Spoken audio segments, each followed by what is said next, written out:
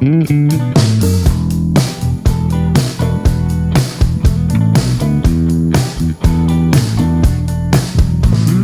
friend,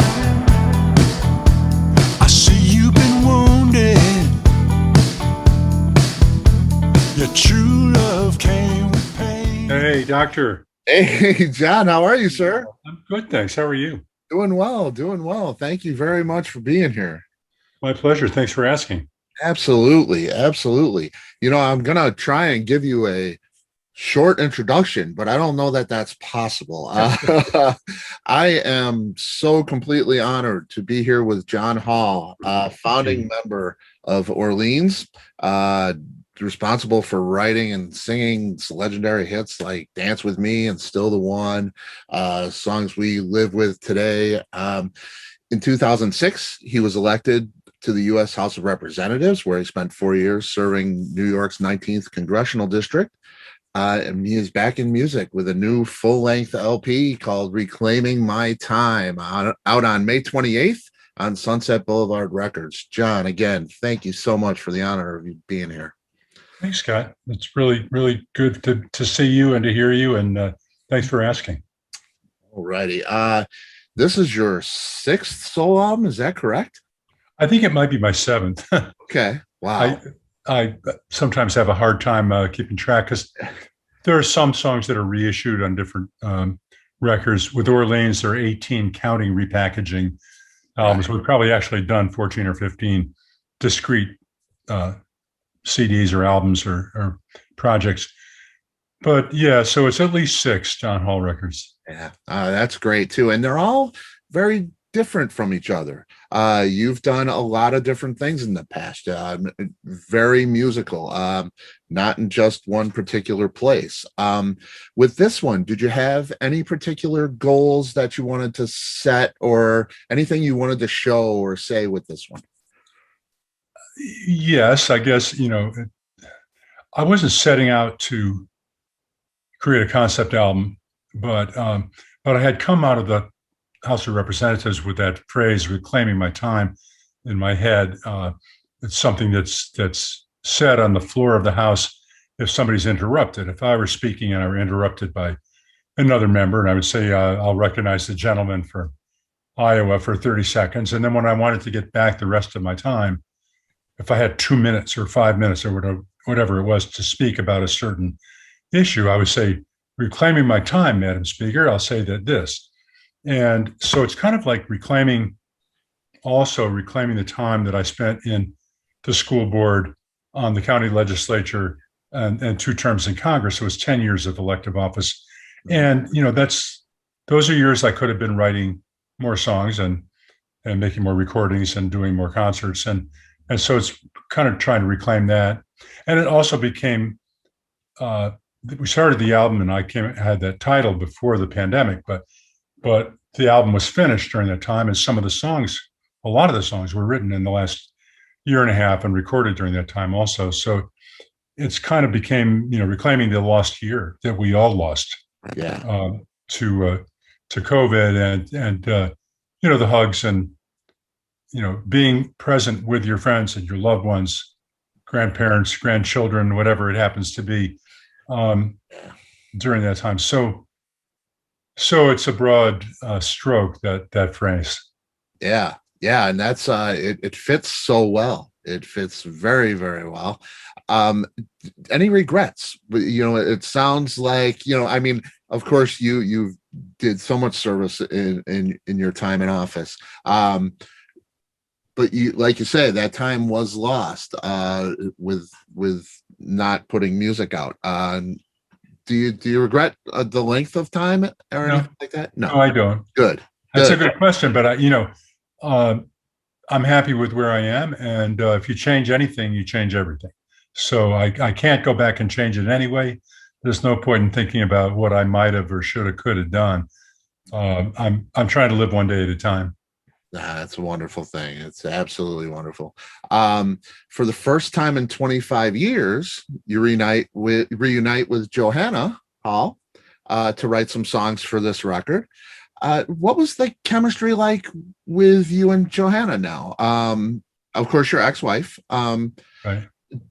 Did you find And, it a and little? my co-writer, we wrote so many songs together, starting with Half Moon Right. that Janis Joplin recorded, Yeah. and going through Dance With Me is Still the One, you know, albums worth of songs with Orleans and the John Hall Band, Hmm. and and also songs that other artists recorded.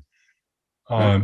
But so it's a little bit like getting back on a bike to get, you know, and riding and Yeah, I guess that was my question. Was it like riding a bike to get back and to get down to business of the business of writing songs? Was the chemistry the same as it was back? it wasn't the same. It was similar, you know, but it's we had not done that for a long time. So Right. and I've been working all along, so I kind of get shift into high gear more quickly um, because I'm always writing either by myself or with somebody. Right. Um, and but Johanna and I, you know, clicked on Now More Than Ever, which was her idea. And once again, that's a title she came up with that, you know, before we started writing that song before the lockdown and finished it after, you know, the pandemic had been declared. And so that song was entirely, you know, uh, recorded and most of it written after the pandemic had struck. And it talks about, you know, now more than ever, we have to get together to weather these stormy times. It could be a couple talking to each other or a societal thing or political party talking to another, Right. countries talking to another. It's a, you know, it's a good thing to remember that we're all stronger together than we are alone. And so it, you know, there are a number of songs in this record that refer to that thought, that kind of thing.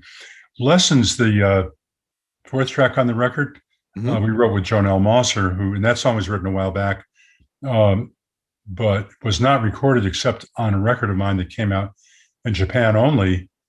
And I own the rights worldwide for that song. So it was remixed, remastered, and included on this record.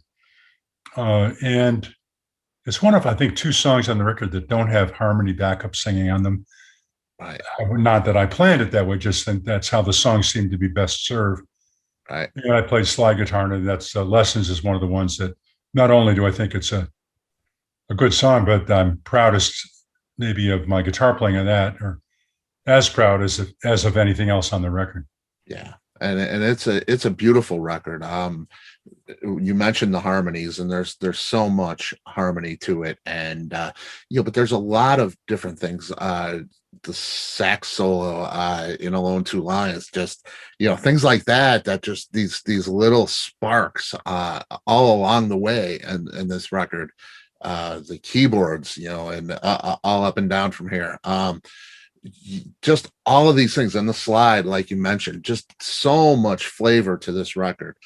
um, you wrote about half this record with somebody by the name of John Paul Daniel. Mhm. And for those that aren't familiar, can you tell us a little bit about John and how that writing process went? Sure. Yeah, John Paul Daniel is a friend for 35 years.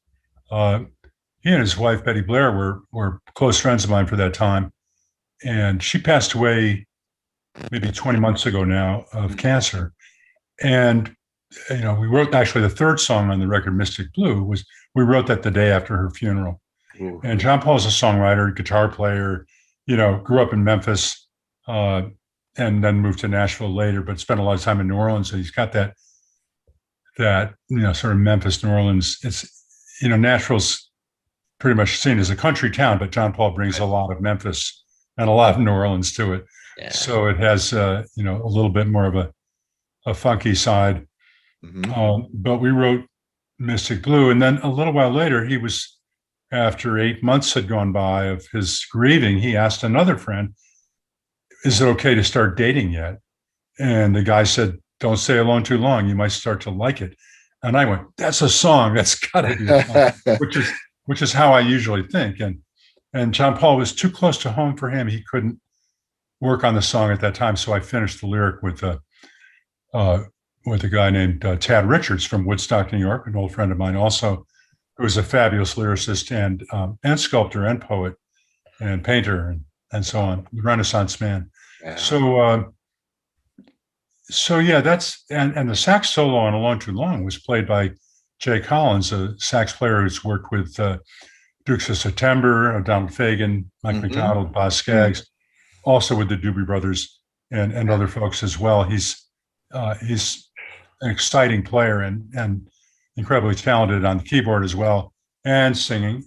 But he just played sax on my record, and it's the first time I've worked with Jay. And it was definitely a pleasure. Yeah. Oh, and what a song. That is the second single on the record. Oh, Line Too Long is the first one. First single, And, yeah. and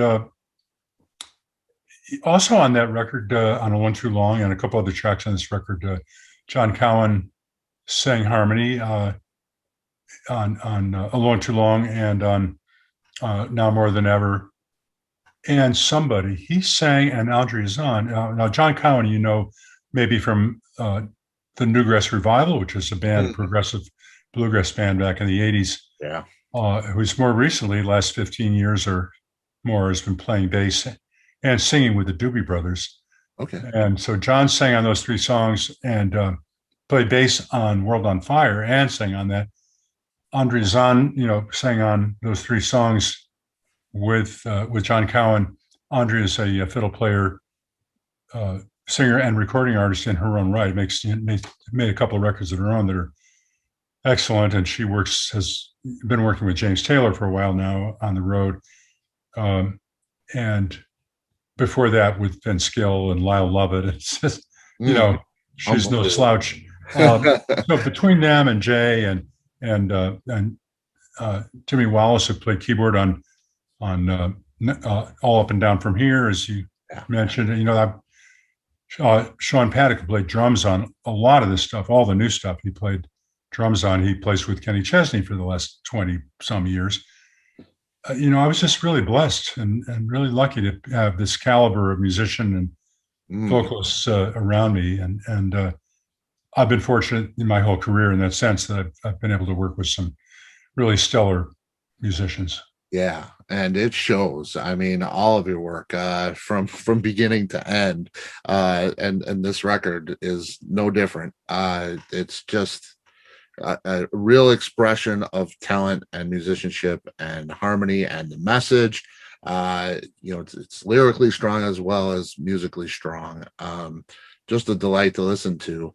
And speaking of that, Dar Williams, brilliant folk singer, songwriter, also is on this record in a very meaningful song, Save the Monarch.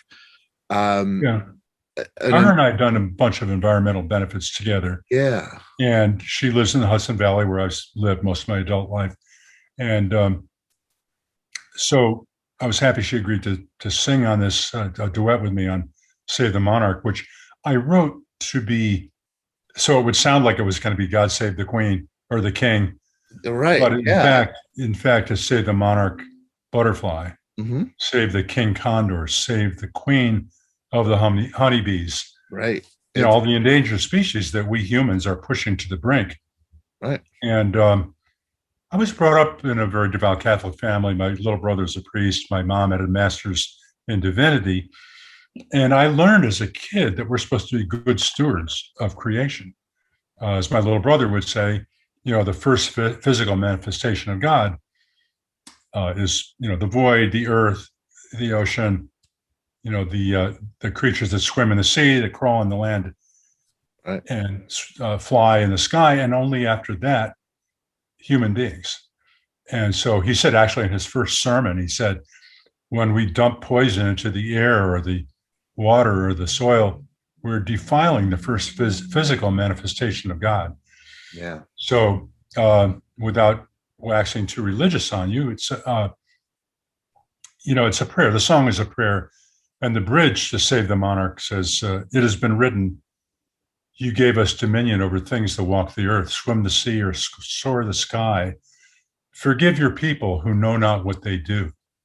Lift the veil from our eyes. It's a scriptural quote, and couched in some lyrics that I wrote. But the idea is that, you know, we're not the only creatures on this planet, and we should be trying to take care of them all. Partly because my granddaughter is going to have to live on this planet after I'm gone, and I want to make sure that it's livable. Yeah, Yeah, and I think about that all the time. Is just think, when something is extinct, our future generations will never know it. It is it is part of our earth that will no longer be with us. It's frightening. Um, you've always been involved with environmentalism and that in all kinds of forums, in office as well as with music, but not so much with Orleans, it seems.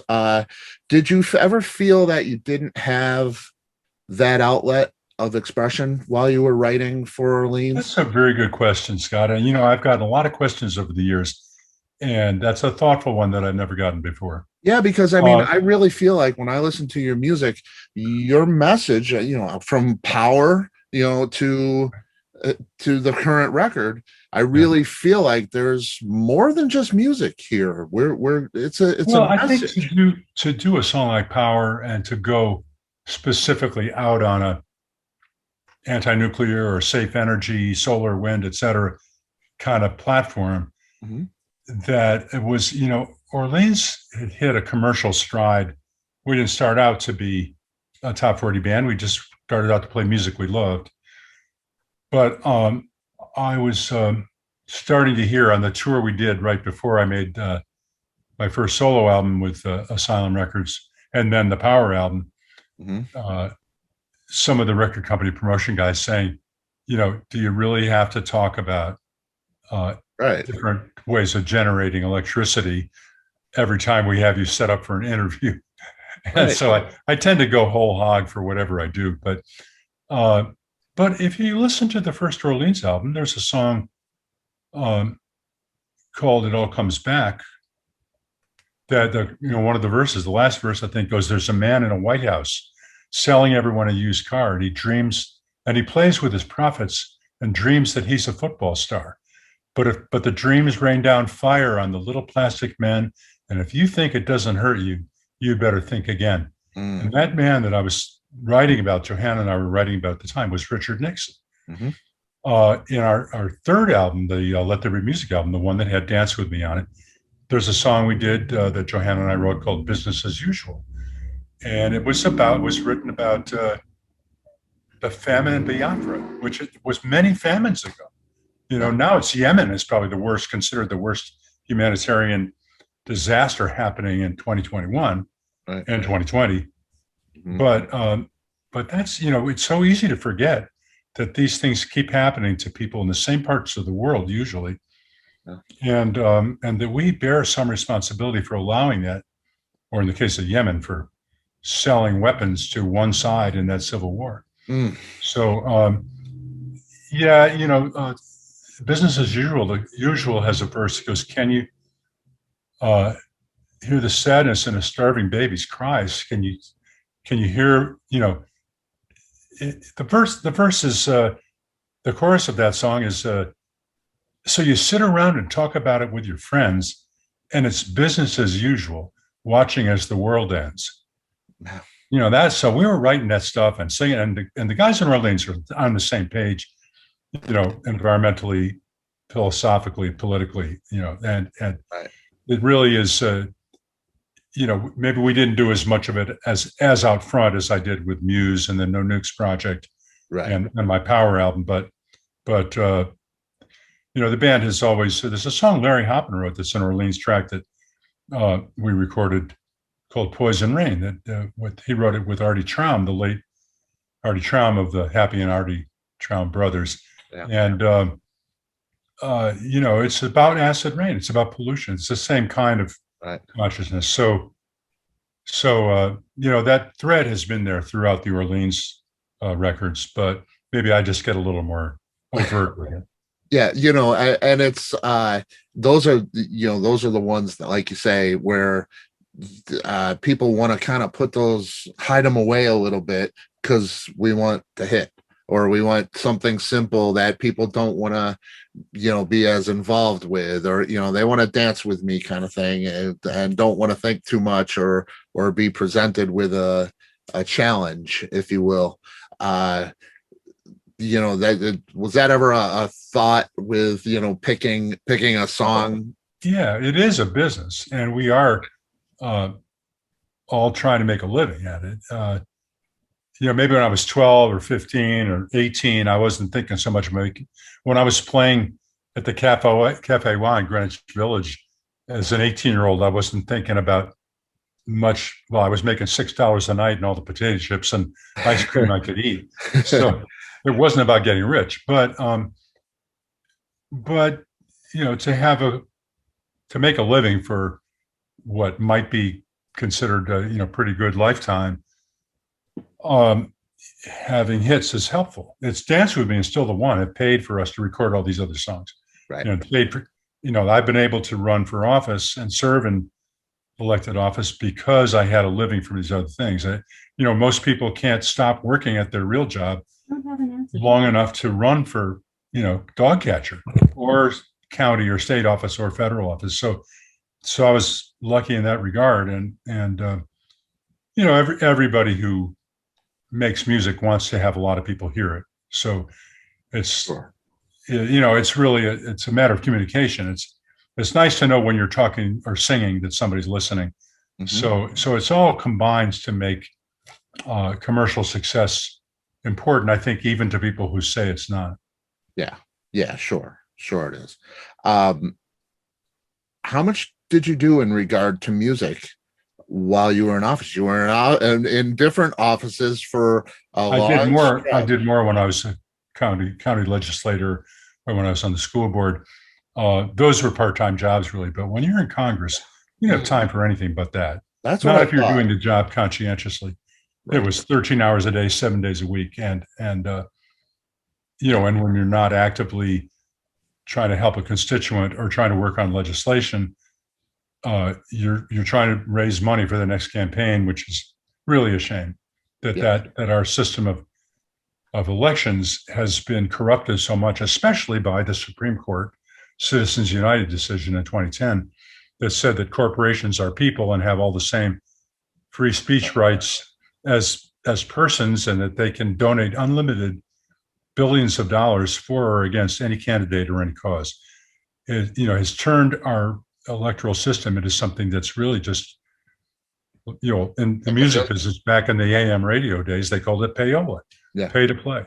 Yeah. And that's what's happening right now in politics. And I hope that this current President Joe Biden and that our current Congress manages to do something that reins in that runaway donating to super PACs or to candidates by our billionaire class, so that they don't buy the government they want. We want a government that we, the people, all of our people, want. So anyway, that's my speech on campaign finance. Yeah. Yeah. Are there any songs that you've written that were directly inspired by your time in office? I would imagine there are. That's, it's a big part of your life, and it's a very important thing that you were doing there. Thanks. Are there songs that came from your time? Well, there are several. It's interesting, Jackson Browne told me to make sure I had an acoustic guitar in my office because it might be the thing that keeps me sane, and I actually did for those 4 years. I didn't have time to play music, or do a lot of writing when I was in office, but there are pieces of what I learned there in Save the Monarch, in Alone Too Long, in World on Fire, certainly. There's the first verse of World on Fire talks about communication. Let's talk to each other if we still remember how. And the video for it shows a couple sitting on a couch next to each other, both of them looking at their own cell phones. They're not talking to each other. And there's an image in the video of the Tower of Babel, which is kind of what's going on right now in this country, and was starting to happen when I was in Congress. The congressman from North Carolina shouted during Barack Obama's first State of the Union address, "You lie," in the middle of a moment of silence. And he raised $500,000 online that night because he said that to the first Black president Wow. of the United States. And it's only gotten worse since then.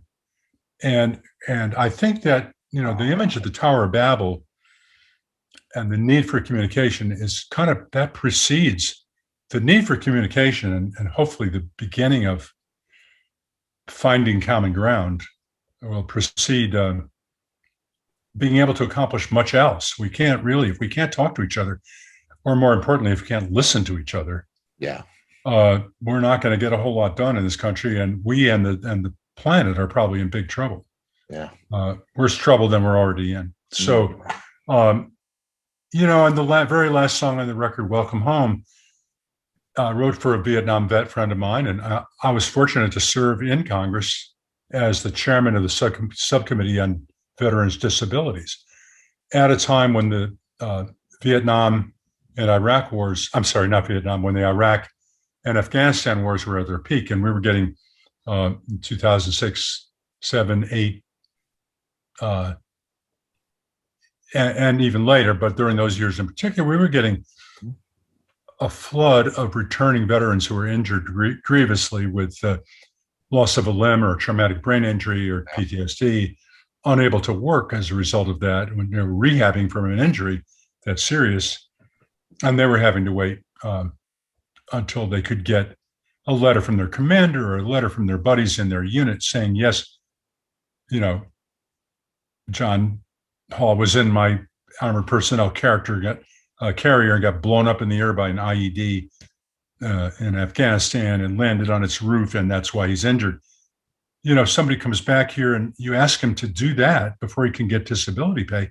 His buddies might still be in Iraq or Afghanistan, or his commander could still be over there. How is he going to, somebody who's had their bell rung so badly they can barely hold a conversation is not going to be able to write a letter and get a letter back from their commander or the members of their unit. It's just insane. And so that's what was happening before I was in Congress. And I wrote I was the prime author of a bill called the Veterans Claims Modernization Act of 2008 that passed unanimously in the House and the Senate. Every Republican and every Democrat voted yes. And President George W. Bush signed it into law and called it good government. And what that bill did, and a law now does, is say that when somebody comes back from a war zone like that and, has gone over there with 4 limbs and comes back with 3, or gone over there sane and came back, with PTSD or a brain injury that forces them to, to rehab for a long time, that they start getting paid 100% compensation, disability pay from the day they present themselves or someone else presents their papers to the VA. And that has short-circuited what at the time was an average 6-month wait. So, if you have to wait 6 months for any money, maybe that's partly why there's an epidemic of homelessness, divorce, suicide, and bankruptcy among our veterans. So, I'm happy to say that's probably the most. I didn't serve in uniform myself. I went for my draft physical and was turned down for a couple of physical medical reasons, but I'm happy to say that when I was in Congress, I was able to accomplish that, and it's funny. Sometimes you don't plan something, and that turns out to be the reason why you were there. Yeah, and that's that is absolutely huge for generations to come that you did. And I wanted to ask you your proudest moment. You've done so much with your life as well as your musical career. There's so much to be proud of in what you've done. Would you say that's your proudest moment? That's one of them. Yeah. Boy, there've been a lot. I hate to say my proudest moment was when I passed my PSIA level 2 skiing instruction test so I could teach, more advanced skiers on the slopes of Hunter Mountain in the Catskill Mountains of New York. But, I try stuff. I was proud to be able to sail my own sailboat from Key West to Havana on a humanitarian aid mission, delivering medical supplies and musical supplies that were both exempt from the embargo. I was proud to stand after singing to 250,000 people at the No Nukes rally at Battery Square park in New York. I was standing in the wings with my 6-month-old daughter on my chest in a snuggly, and Pete Seeger's boat going back and forth in the Hudson River with a big sun flag flying from the topmast. Well, Crosby, Stills and Nash saying, "Teach your children." And I was a puddle of tears. I mean, absolutely. I've just been fortunate to have moments like this that, Wow. one of the first pieces of music I ever listened to on a record and learned to play on a guitar was Pete Seeger doing "This Land Is Your Land" or "Little Boxes" with the Weavers, which my grandmother had in a record collection of hers. And I was 5 and I heard that. And later, Pete helped me campaign for office, and I became his representative. You can't write this stuff, Really? I got to be on stage with Pete and Bruce Springsteen and Del McCoury and Jackson and a lot of other wonderful people at Pete's 90th birthday at Madison Square Garden, big 90th birthday concert, which I believe was a benefit for Clearwater. So it's hard really to pick, but I hope there'll be more. I'm still making memories. It's just incredible, to see through your eyes and hear through your ears. That would be just a dream. When my mother decided it was okay that I dropped out of college to play guitar, which happened when she heard "Dance with Me" on the radio. Really? That was a proud moment. So, it's we just try to, I think the idea is like, do your best work, show up, and then, see what happens. And I can't control the outcome, but I can do my part and show up. So that's kind of been my motto. Yeah, and you've definitely done more than your part, for sure. If you had to choose one song to represent you, and I know this is like choosing your favorite child, if there's a tribute to you and a monument that they're going to put one song on, is there a song that would represent you best?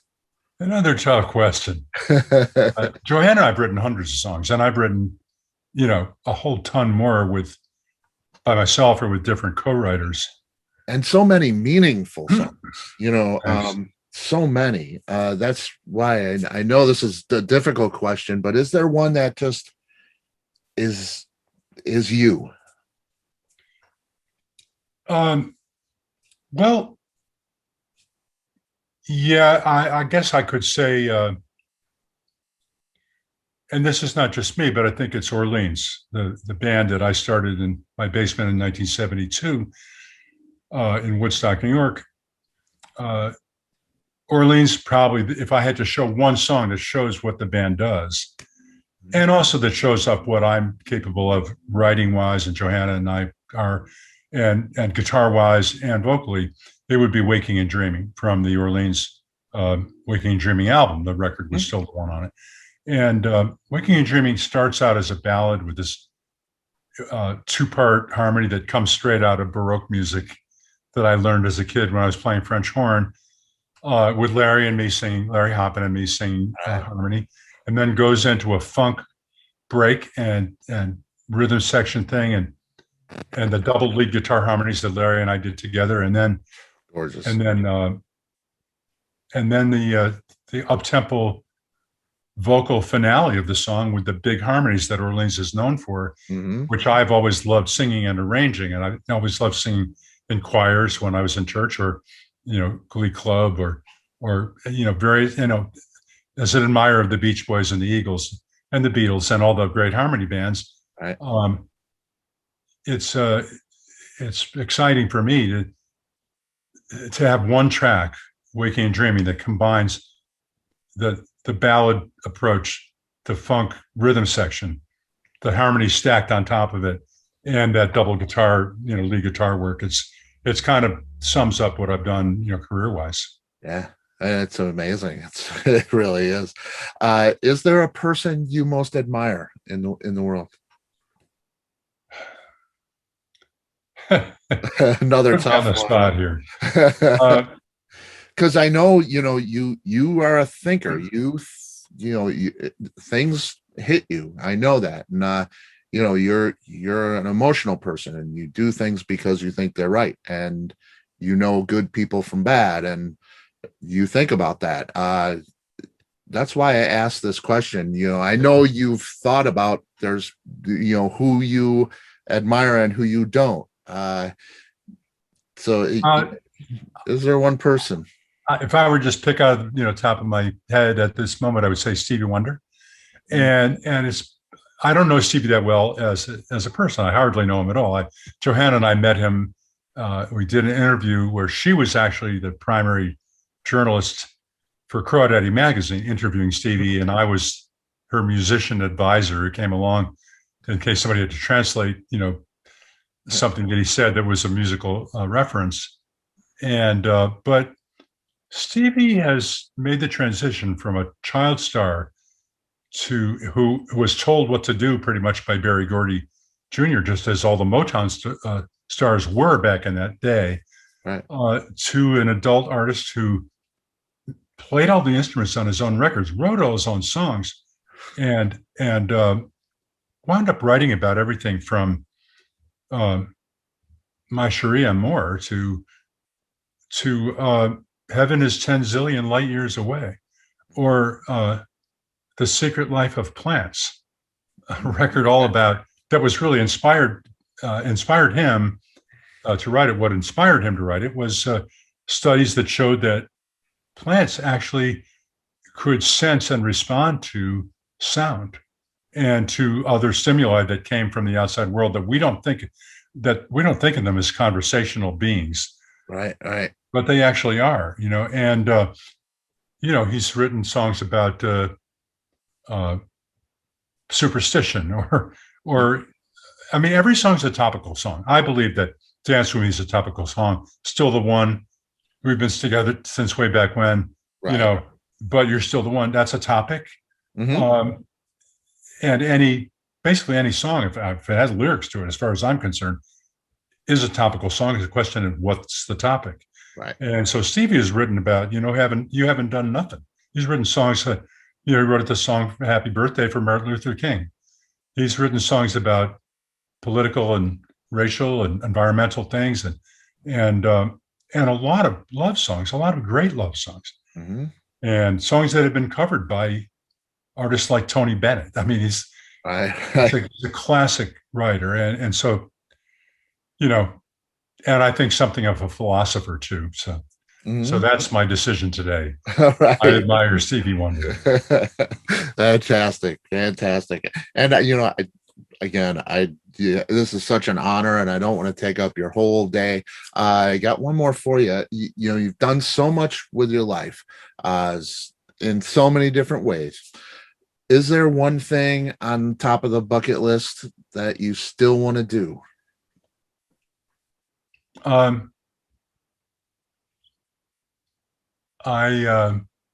There's a lot of things on that bucket list, but I would say for this particular purpose, for your show, I would love to learn to play saxophone.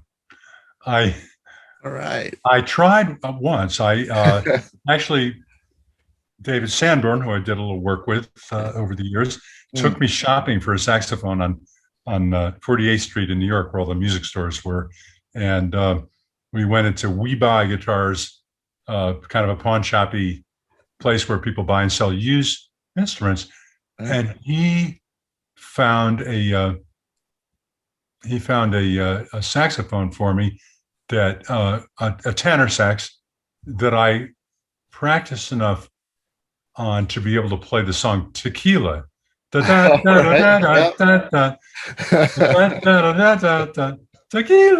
Right.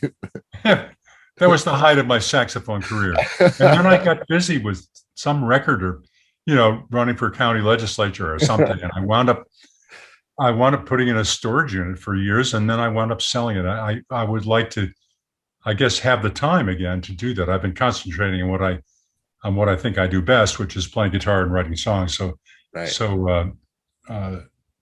But I would like to get back to playing sax, because I've always wanted to be Junior Walker. Oh, yeah, there you go. Or just to Hey, play that, just to maybe play that sound and those notes. If I could just play, even just for my own pleasure, the solo for Shotgun on a oh, there saxophone, you go. like I've gone to heaven. Maybe it's a saxophone album next solo album. There could be. And David Sanborn, one of my all-time favorites. Absolutely love him. And what more? Boy, that's some guy to go shopping with for I know. Speaking of shopping for a sax, well, David Sanborn and Michael Brecker played on a couple of records of mine, and they both were involved in the No Nukes concerts, and Right. and I've listened. I was a fan of them before I met them, Oh, and as is the case with James Taylor and Jackson Brown, and wow. I guess the person that I knew before she was a big star, who I've worked with a lot, is Bonnie Raitt, who uh, Mm, she came to Woodstock when, well, actually, Taj Mahal introduced me to Bonnie. okay. Uh, I was playing with Taj for 1 year, did a tour that included live recordings at the Fillmore East and West, which was released as a double album by Taj called The Real Thing. And we were playing at the bitter end in New York. And he said, "You should go across the street to the Gaslight, where this young lady, Bonnie Raitt's playing. Mm. I think she's going to be something, and you guys will like each other. Go over there." So I went, I carried my guitar across the street and my little Princeton amplifier, and walked in the door. They thought I was a musician who was playing there because I walked in with a guitar. And Right. I just walked right in and went into the dressing room, and there's Bonnie, her bass player Freebo, uh, sitting jamming on a shuffle blues 12-bar blues song.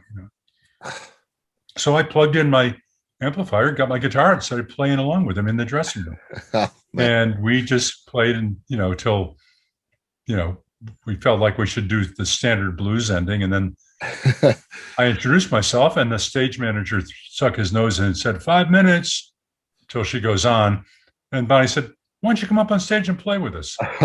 So I did. The first time I ever met Bonnie, I Wow. played a set with her on stage, and I wound up playing on her "Give It Up" album. Mm. On It's Too Long at the Fair, a great song written by Joel Zoss. I wound up producing Bonnie's third album, taking my time and playing a bunch of guitar on that, and working with some fabulous musicians, including Bill Payne and Jim Keltner and Freebo again, playing bass on that record, and Taj came in, and there were just incredibly. I mean, Bill Payne from Little Feat, who's now been playing with the Doobie Brothers recently, but Yeah. and with Leftover Salmon and First Yeah. Jam Yeah. Band. But Billy's a great player, and he actually just did an overdub, a piano part on a song that we're recording with Orleans for our new Christmas album, the first one we've ever done, actually. That'll be out in the fall, in Awesome. October, and we're working on that right now, almost finished with it. And then we'll be working on our 50th anniversary album, because in January it'll be 50 years since we started playing shows as Orleans. That was January 1972. So 2022 is 50 years, and our 50th anniversary is in the works already. So album, yeah, 50th anniversary album. So we'll just keep working until the money runs out. There you go. Remember that somebody asked the farmer what he would do after he won the lottery, and he said, "I think I'd keep farming until the money runs out." Anyway, there you go. Is there a tour planned? There is. You guys we've are been touring. playing with Orleans. I Yeah. will be doing some John Hall solo shows, but Great. Orleans played 2 weeks ago in Hiawassee, Georgia, last Saturday in Saugatuck, Michigan. We're playing in Hopewell, Virginia this Friday night, and then the following weekend in Cedar Rapids, Iowa. And we're working weekends. We're kind of flying out and back for weekend shows. Right. But we will be working more. We had a very busy 2020 booked, and like everybody else, our shows were canceled because of the coronavirus. So everything's being rebooked now for this year, or some of it already into next year. Yeah. So where can we find the tour dates? Well, you can go to johnhallmusic.com Mhm. where you learn anything you might want, or more than you might want to know about me and my records, and all the Orleans tour dates are listed there too. And the Orleans site is orleansonline.com. So we're both, Orleans and John Hall have Yep. Facebook pages, and we can be found at any of those places. And the music's on wherever you get your music. You can get my record, Reclaiming My Time, Mhm. or any Orleans record by, buying it from Amazon or a record store if you can find one, Yeah. or any of the streaming services. So, Yep. so please look for that. Absolutely. And don't miss it, folks. It's amazing stuff. Reclaiming My Time, John Hall. Thank you so Thank you, much. Dr. Scott. Man,